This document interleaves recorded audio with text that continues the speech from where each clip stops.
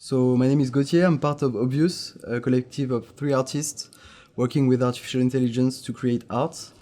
We are present in the traditional art world, and we started this story kind of 5 years ago, and we also in the NFT space since 2018.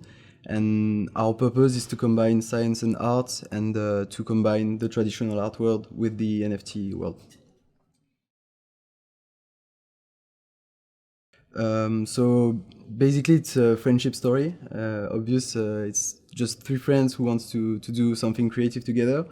One of us is a researcher in machine learning, and we were living together back then. And he came back home and told us, "Okay, guys, I have like this new type of algorithms that can be like really interesting," and it drove us kind of crazy to see the potential of these algorithms. So we started experiencing with it. We started creating art, and 5 years later, it's our job, you know. So it's pretty cool. We were invited by Superior to participate to the beta of their platform back in 2018, and it was like for us a great chance. We posted the eighth artwork on the platform, and for us it was just curiosity that drove us to start creating NFTs, and then there was like lots of attention on the NFT stage, and it was great for us because it managed for us it was like a way to share our work to a whole new bunch of people. So we're really glad Superior called us back then. I would say that we are conceptual because whenever we do artworks, they can be physical, they can be NFTs. There's also a story behind it, and we really try to have like a message behind the artworks. So even though it can be figurative or as abstract or anything, yeah, there's always like something behind the visual.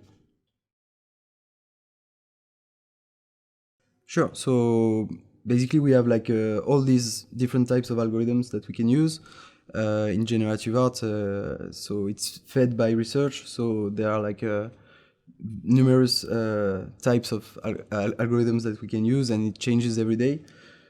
So the idea is that we're gonna have an idea, a subject we want to deal, a message we want to send, and then we're gonna select the best way to send it by selecting the tool. So it can be text generation, text to image, image generation. And the idea is that we're gonna use a database. So either a database that we create or a database that some partners can provide us, for example, like institutions or stuff like that.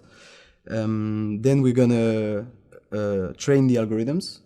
We get to like lots of different results. Then there is a curation part, so we choose which artwork we want to display. Then we select the medium, so it can be digital, and we choose like which platform to put it on, or it can be physical.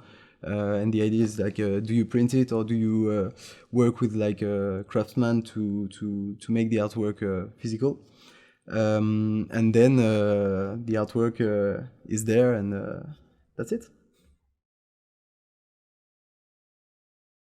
So we were really excited that AI tools are becoming more and more mainstream because we've been working in this field for 5 years, and at the beginning it was really hard to get the algorithms and get them to work. Now you have like some platforms that allow you to create, and so we think there is like a creative revolution that is happening right now with like a whole new movement being created.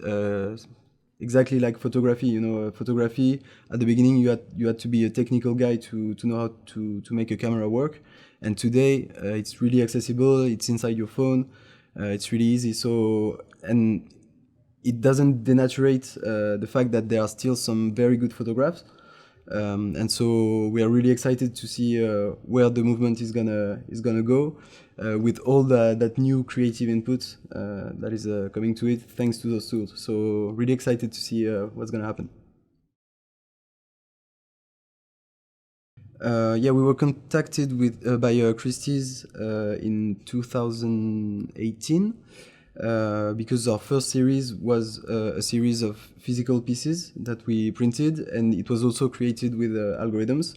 And to them, it was the way of presenting. It was like a good way of presenting these new types of work to their population, because it's a physical artwork. It looks classical. And so they contacted us. They offered us to put an artwork on sale, and we said yes. And then it was like an incredible story. We went to New York. We were like in the room when it happened, and the thing went crazy with like lots of people wanting to get the piece, and it ended up at nearly $500,000. So for us, it was a crazy start.